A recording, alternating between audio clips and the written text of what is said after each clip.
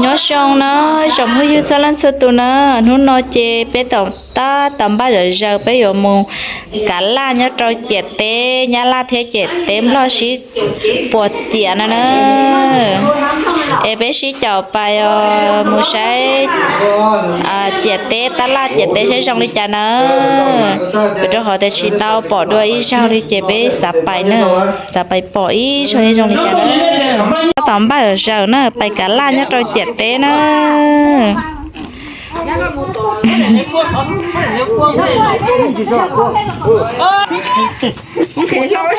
là gì sắm bò đi là nó đó đi là nó có mấy anh đâu có phốt thả chẳng có phốt chú不是他妹，冲！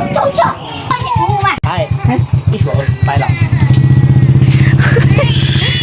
người ta bây giờ chơi lo xí trắng mà nhau không khét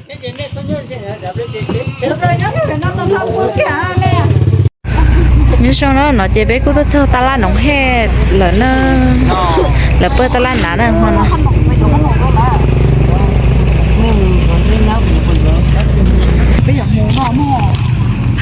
chỉ nó chơi cho ta la nã là bơi được ta la nóng hết nữa nhớ cô chơi ta la nóng hết á để nó nữa để được kế ha chỉ ta cho họ ta la nóng hết nữa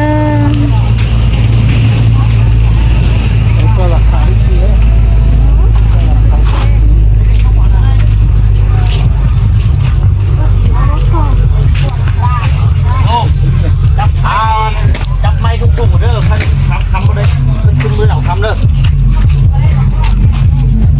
จับตัวยังก็มีขวานมาเกี่ยวน้ำที่เด้อ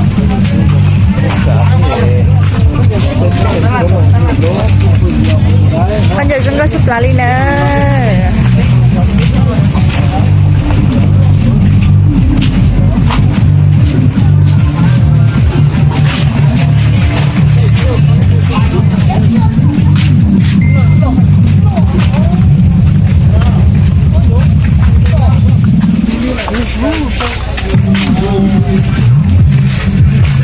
sao tên xe nóng hơi nữa nó hẹn ngay chung mà đi chín nó cứ nhớ bữa cái tí ở bên nhớ bể thấy cháu xe chín nó hết nè bỏ ra thấy cái sợi gió hết quần nó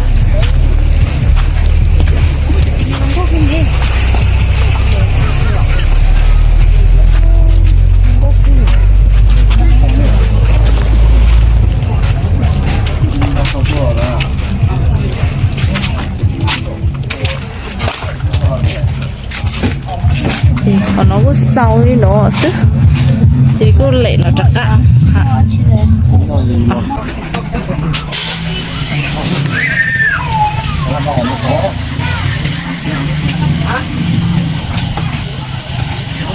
đây nó to chỗ nào chơi bây giờ cho hắn rồi là cho hắn này là vô có đồng sắp phong à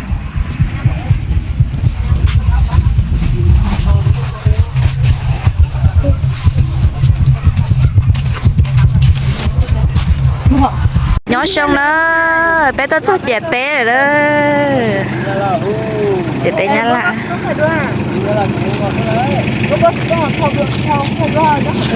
nó chơi ha lo bể chắc cái lo bể nó lo chơi của má lấy trò ta nhau kẹp bài đó bé mà lấy bài kẹp bài để nó cứ chống khơi đó nó chơi cho chắc cái la bài tại là lúc ta la chè té đó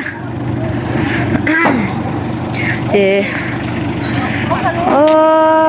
là dễ sắm bò xưa nay chồng mẹ phong như cho lên sơ tù nè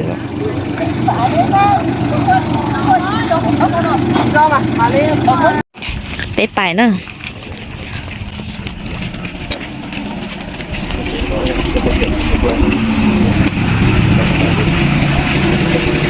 cái này không bắn đâu chỉ tao bỏ tay ra được ý sao vậy giả bọt theoเลยlàของđau chỉ là tê nói trong một cái suy nghĩ nữa cụ nó sắp rồi đấy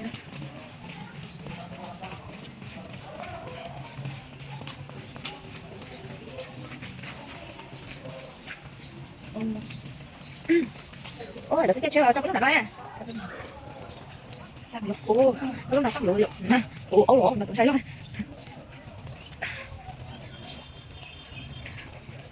hôm nay thì cậu nó có thì không sao không tặng nó là xin nó này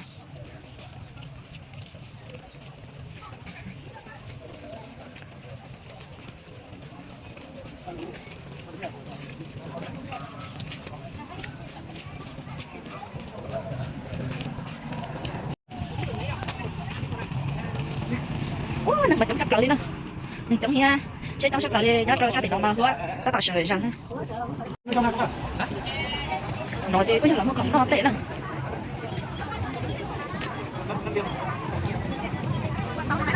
cái này đi ê nó phải phát xa lý cha đó lọ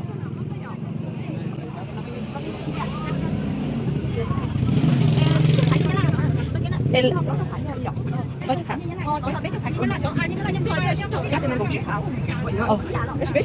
Ủa thì bé họ chị bé chị bảo đi bé dùng ra tao. Nói thì tôi chỉ để nhắc lại rồi để lo đấy. Chị mà. Đây ra cũng ấy chứ ạ. Lên lau đi, đây. Lên lau đi. Thoát cả ra. Ông lên lau. Lên lau bằng cái việc. Thoát cả ra. Nhưng rồi với sẽ nhân rồi có lấy sẽ nhân là cái này có phải bị tôi chỉ lấy với sẽ nhân rồi không? Anh đi. 15. Nhưng mà nó là nó để chụp có tao xe bay đứng cùng to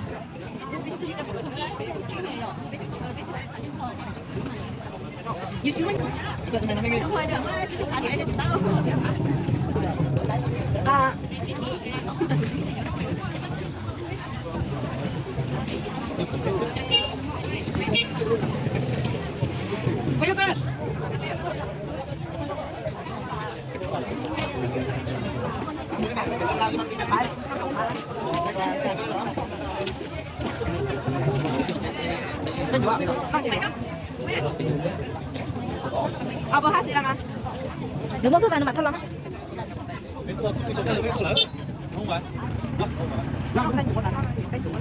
Tên chủ ạ. Có nồng đấy.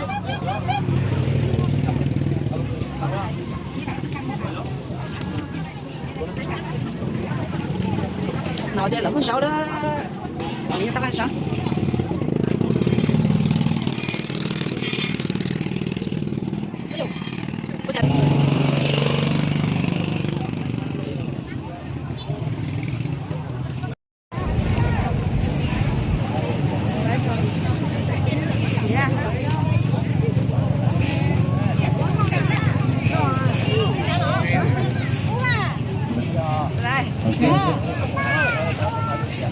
chị cho hả chị? Chị ê. Rồi muốn tới tao. Bên qua lướt là bé bên để thôi là tao.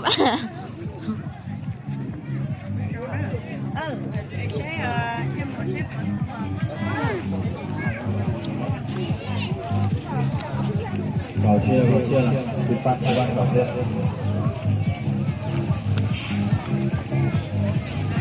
Gạo chia là sifat các bạn.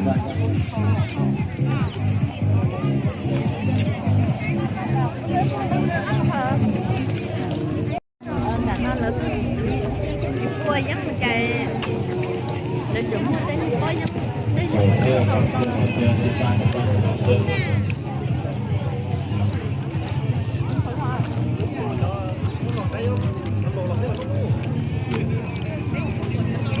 Ngày xưa nó xuyên ta.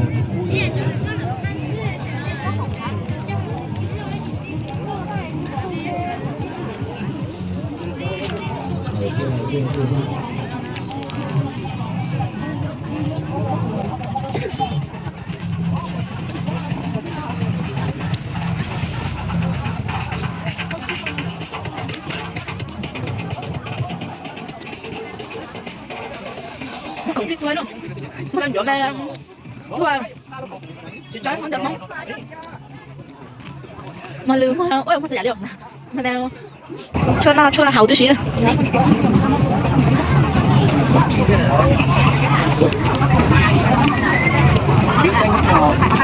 sắp được cho đó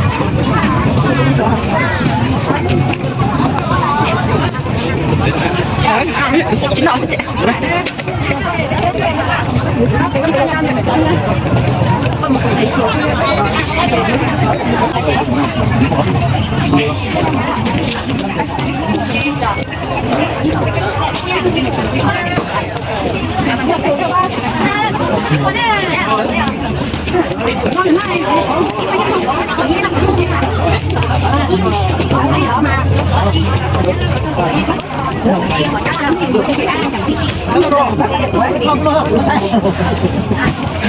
Ây ơi, là mama hùng không trạm tôi tôi. Có hay không? Nhớ là nó có mưa nữa. Nó còn lấy đi, nó còn ở rồi có. nó có gì đây chỉ có hai lợi đó. Phải không? Có hai lợi này, nó đâu phải nó tắt rồi sẽ là những việc của bé còn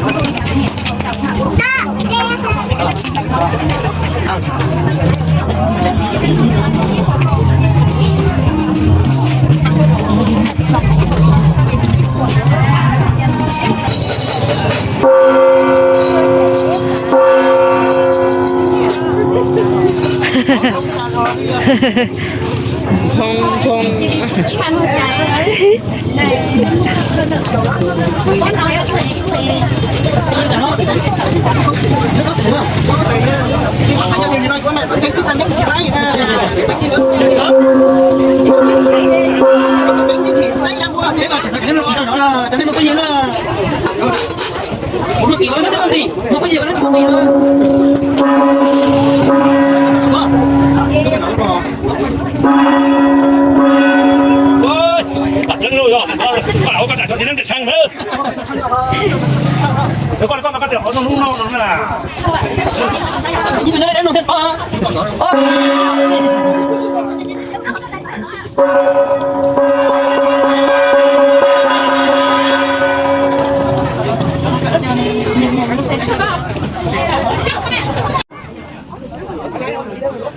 Ôi ông bảo thì họ nhầm mong sẽ nè. Họ nhầm mong thì cho năng đồn năng sẽ là thèm nó nè.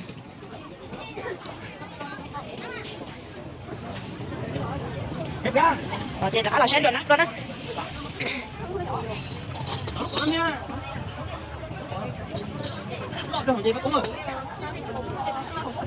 có dọn cuộc á, đây có chỉ có thôn thôi mà, có thôn thôi thì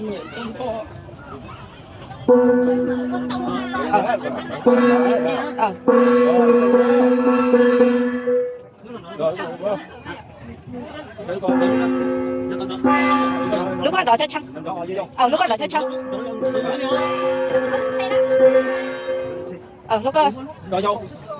lúc đó cho chăng đây lúc ta sẽ hết nó đắt tiền nha ó sẽ chỉ là chuyện nhỏ nói lúc đó đòi cho chăng nhé chịu họ cần gì à cho bé lộ cái có đó chung kia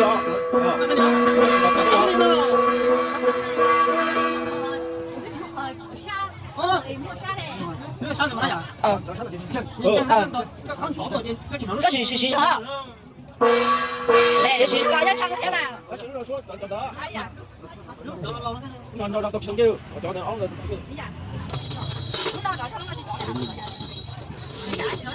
bao nhiêu rồi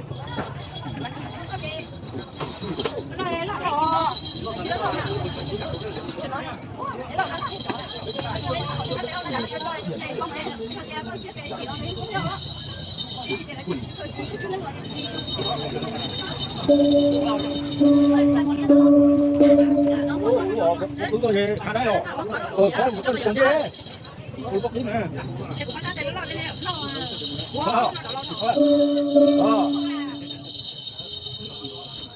rồi nông trung có thế này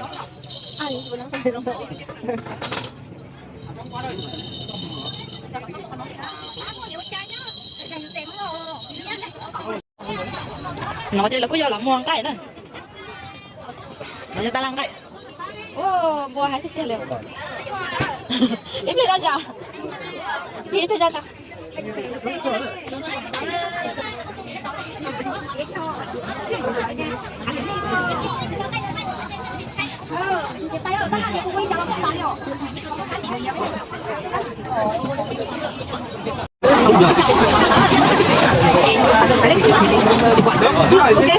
ta làm cái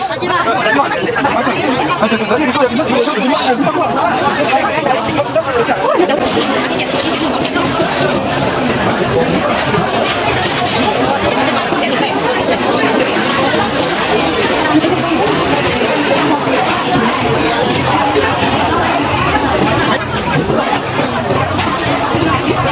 thì ta cho sắp phong cả lẩu nó này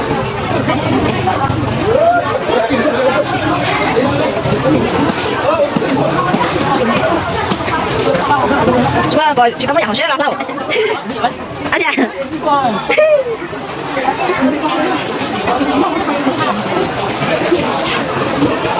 một con soi giả đi đâu đá nào mà trong giờ chắc là nó tỉnh nó giới từ bây giờ quá tao giờ lúc nào muốn cho nhà quân tao liền đây cái giỏi chưa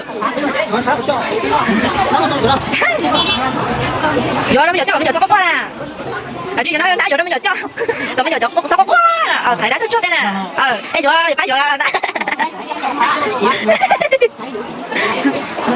cái gì lúc đó nè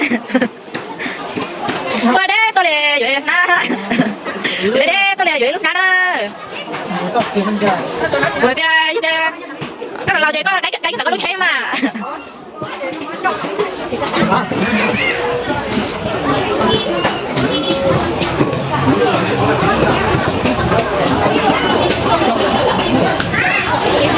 có số sợi dài đó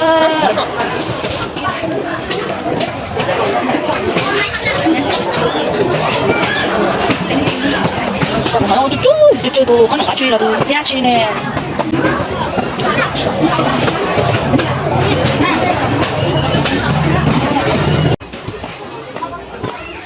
ta làm không đây khoảng nó chỉ không phải lời sắp lời đó có sắp lời đó là mà nhấp để lắp bây giờ sắp lời đó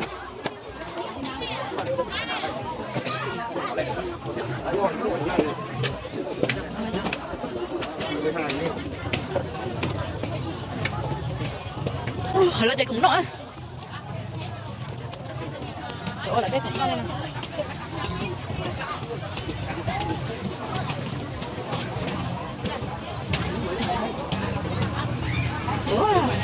thì nãy đó đây nhủ nhá chi nó phải chi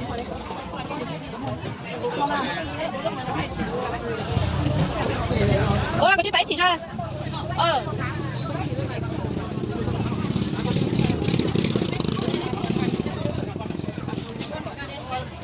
đó chị tao lại lo cho mà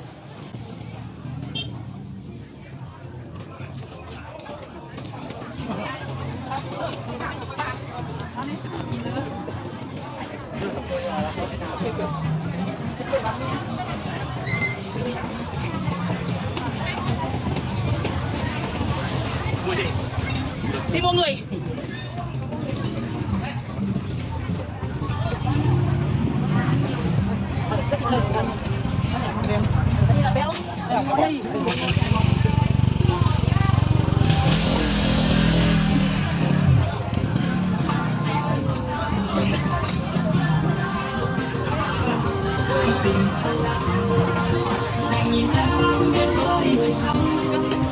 đừng nhìn em nhìn vào mưa sao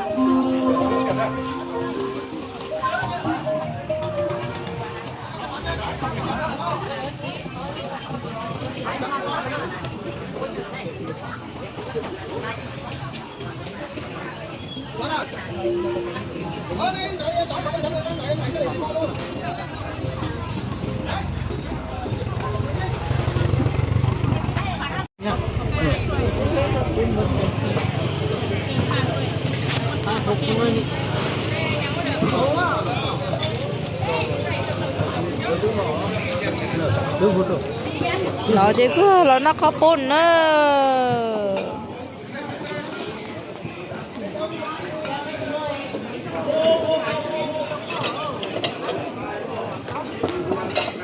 xí tư lại rồi tại nó khó bồn nữa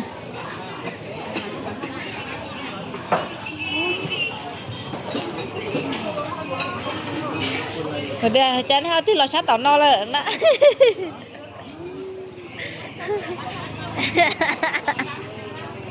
thì là sao thành nó giá đó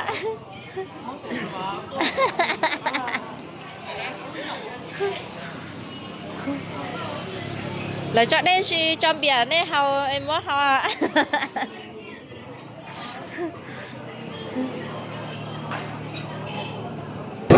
Chị nói gì cũng không cho kê bà ta biết tuần là tuần nữa. Nhưng cái sắp lại đi à.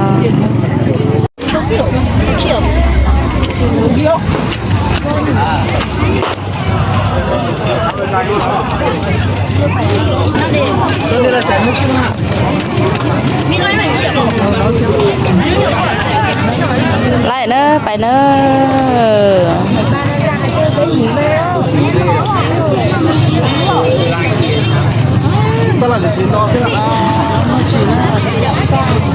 Bây lúc ta la sẵn nhé, chụp khá được nó ai vô. Nó đi khá một cha là. Bây giờ số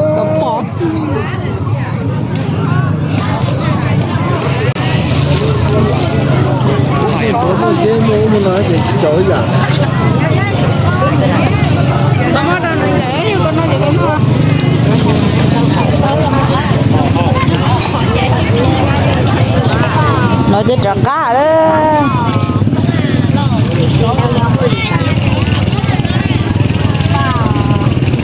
Lấy cho tay ơi. Phải đi coi đã. Dạ. Nên vẫn đâu. Chứ là chứ cho tên hay là chứ sáng lo.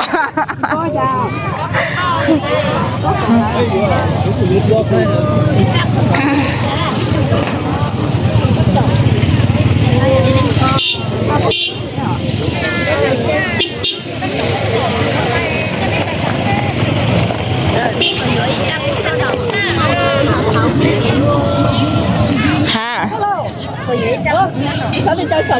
Sẽ bao nhiêu mà? Ê, đó thế có nè. Đấy, tôi chụp.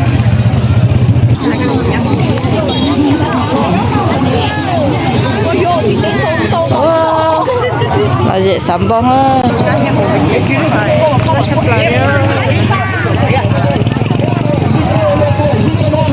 Ô, sợ đẹp. Bác nào phải chúng ta liệu. Mẹ.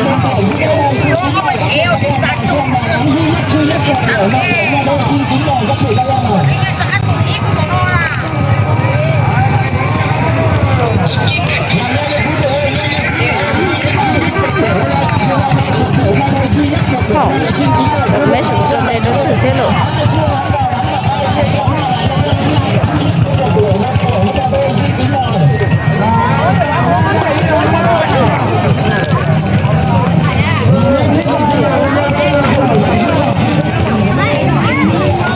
Cho nó chỉ là mua rau xanh mua cho nó biết gì không nó tết nhau.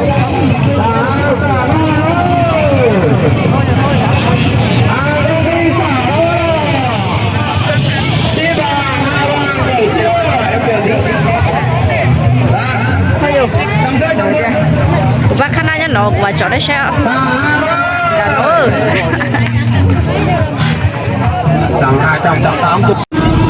Chỉ là nó khẹp nó.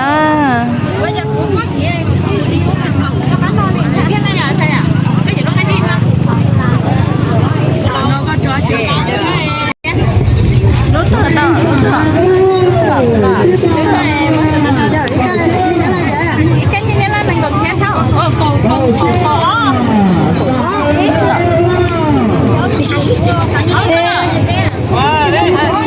nó hầu ơi nó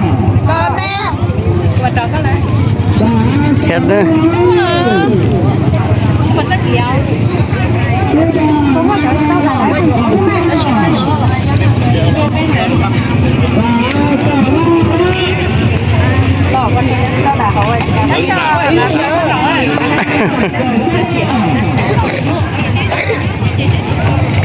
có khăn nồng mua đó, có khăn nồng nữa, cái là chẹt tê nhắn là nó,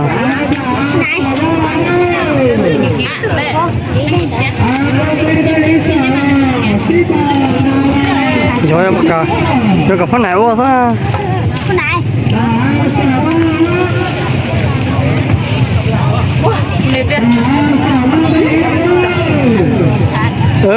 Cái gì đâu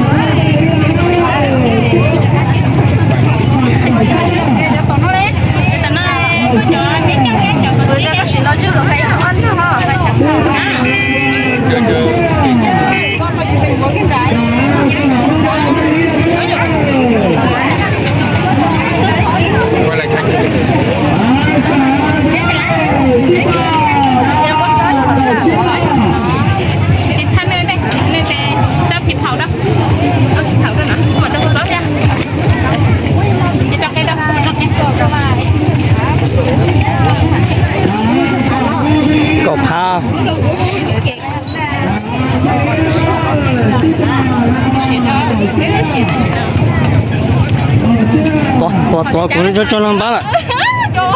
thích thấy hả? Mấy cái gì mấy quên nè. Không có chó trở lại.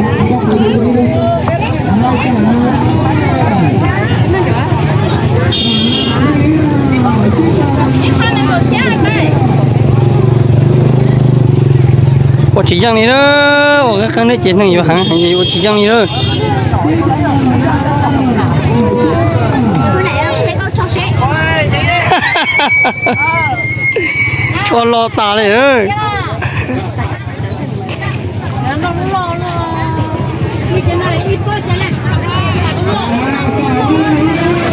Cho nên nhớ tỏiจะเปิดเป็นluôn đi đó thôi, cho nên nhớ tỏiอยู่ว่าไอ้แข็งเลย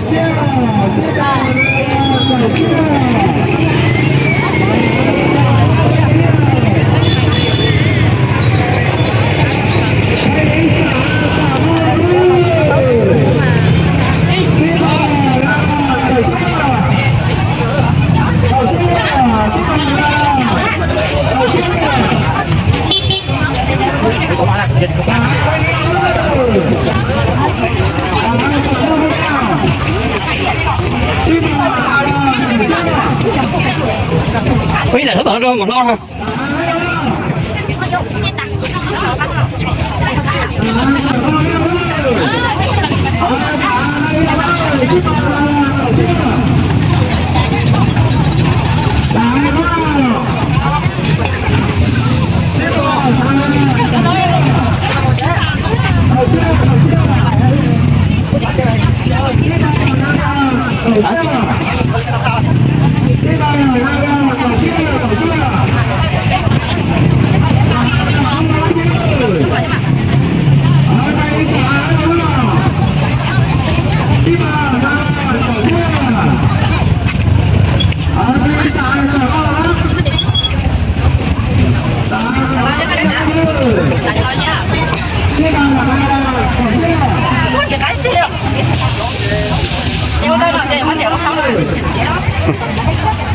Khám nó đó. Có gì nữa. Cái gì tao kể tao nè, tao nó khe cái gì khe bị sẵn. Nó khe cái gì à, đi xài đi chỗ theo. Nó đá lên nó mà nó cá rồi chỗ đó là cái gì à? Cái nó cá to. Vậy ra là cá đua nó là chỗ tới uống nó nè. Chỉ ra là cá đua chỗ đó nè.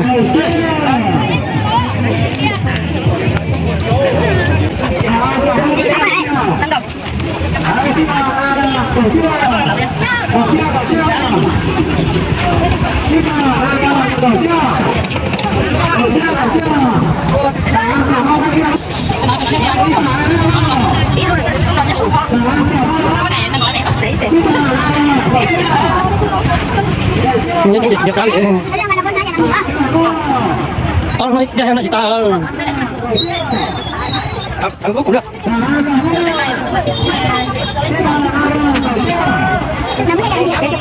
Năng gõ. Thì con này là cái gì đây? Đây hả? Con này, thay nào nào? Thay là cái gì hả? Ê, lấy dùng thật tao ơi. Nhìn nó chỉ là nhìn nó cả cú đồ rất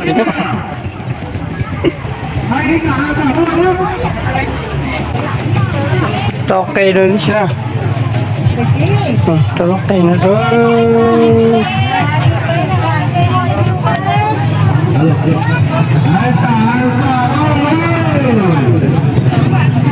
nó sẽ bị tôm gì cả vào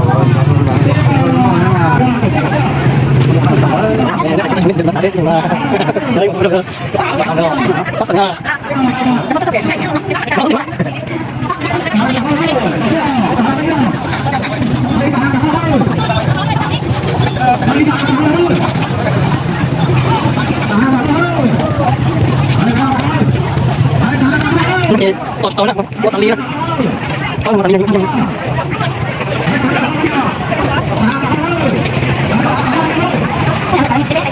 Tăng cái nào? Đi nha, bỏ đi.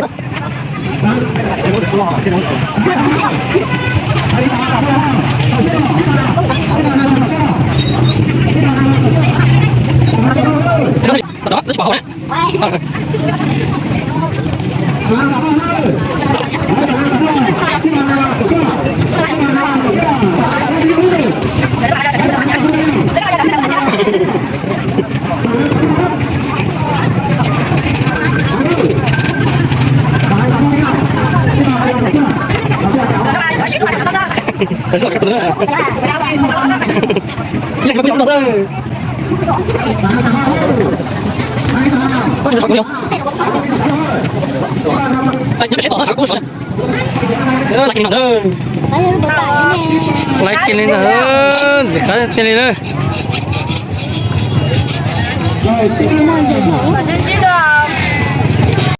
nhớ cho là nó chỉ biết của nó chăng là lu khỏi đấy của khỏi đem bao này đấy chỉ tao mua khỏi đấy của khỏi đem bao đi chống mua hạt chống hạn đông mua trong dầu li nó xin à chỉ sát thầu mấy cho chỉ cần cái sổ chết lo li là vì nó khỏi té sát thầu nó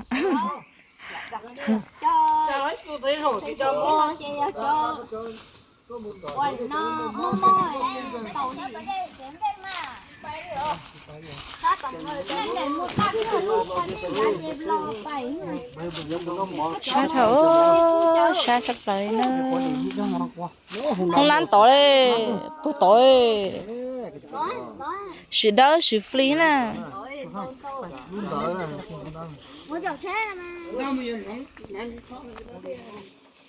là các cái gì cho lòng một đã đến đây để mua mua nè gì đây thế tua chỉ muốn nên mà tôi chỉ tua nè chỉ cần cây lì nó khỏi sát hậu nó nè tôi nó chơi ấy đâu nè nhẹ nhẹ tôi lúa nhẹ nhẹ tôi lúa là phải đâu nhẹ mà thằng nhẹ tôi lúa là mua sao cái này nó chơi nó cũng sao cái lò một tròn đã lu phải chơi đã đây nè lỡ to đây cứu bóp bể nó nè lò tròn đã nó chỉ là cũng là ôi cho ăn cho chơi đã đây chị nó thì đi ra tàu nó ở cho họ tên nhớ cho bể hậu chị nó cứu hén cho cái xẻ hén rồi chị là chị cứu thầu đa chị tàu vậy là thế li lọ trong đà nói còn là cho nên thế là đa đà nó thì chị ta là lò nhớ cũng nhớ cho họ non nữa cũng mua chia thế nào mua chia cầu thế vậy nhớ trong đà nó chị tụi chia cầu cũng nhớ nó nữa chị còn mà lấy cho mình sai đó chị nó cũng do tụi cạo nó vậy bao tụi nó do tụi mỏ lo tụi phơi đi nữa nếu cứ lo trong cái cơn gạo đi thế thế thì mà cho nó bé tôi mua bé tu điều thì mà bảo là do nó mua cho họ tới ta là nè thì suy tu nó thì cũng mà đi bên gì sẽ bấm mua là nữa ô hố ít tu nhóc cái nó xí nè ô tụi nó mà lo sắp tới nè tụi nó theo tụi màu rồi cho họ để tụi nó mà nơi tụi cú lù nữa chỉ mất cú ha tụi tao mà cú á đến đấy á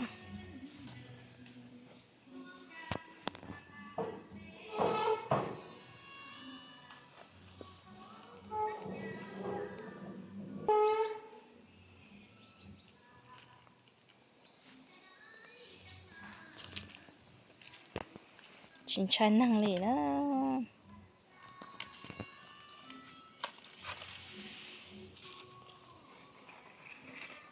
ô tụi nó được có nhớ trong tụi nó được cũng được cơ trong tụi lúc mà nhớ trên mấy mẹ này nó thì là một trong tụi nó chở thốt lo của nhau nó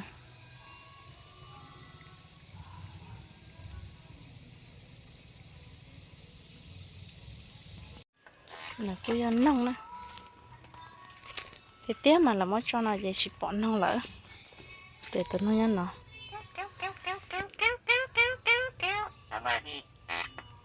mình sẽ sợ để sờ bài đi nó nữa ô nó rất hay luôn vậy nó rất hùng cao nữa qua lúc số hùng cao nữa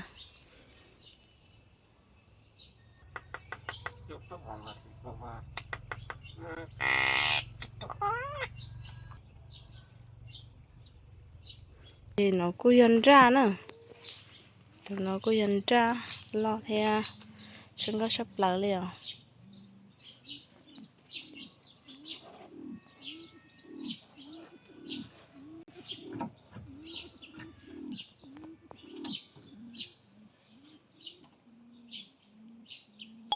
nếu cứ mua cho trong này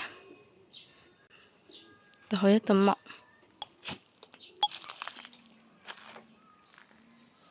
cứ mọ ớt tương đây nhỉ tầm nó nhá tương đạn nó nhé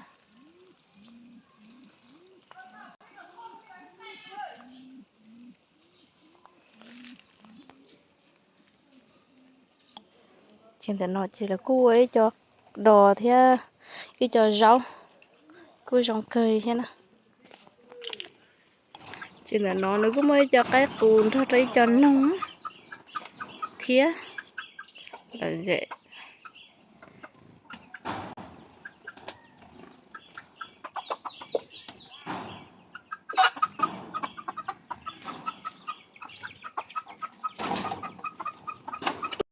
rồi nó chỉ là cô lội luôn nhở bà đây nó cho đi trâu thì mà cho đi này cho xa ăn là cô làm một ôi luôn trong đi nó tụi nó cho tụi vó kia lội tụi vó kia nè chỉ là cô làm một bữa luôn khó lên là nó cho nên cô khai làm một rào thế đó là yên tàu trong cao khăn cao nè nó ra là bố cháu là pha lì cháu